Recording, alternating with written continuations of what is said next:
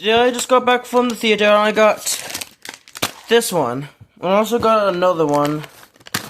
But I wonder which one of my friends I got. And so as for now, the reason why I'm not wearing gloves right now is because even though I always wear gloves, I decided not to wear gloves today. But anyways, let's get into the toy review, guys. Woo! Let's see which one of my friends I get. And it's either a friend or a foe. But anyway, and there also noticed this. 2 exclusive characters. Exclusive, oh come on, the focus is terrible. Exclusive A and exclusive B. Let's see which one I got from this first one. Come on.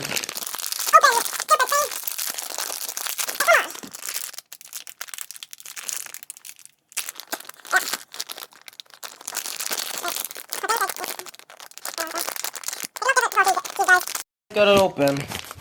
See what character I got. Oh, I got my friend Espio from the Chaotix.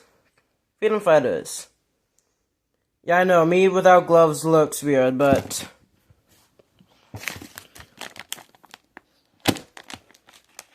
okay, stab it. And then open it.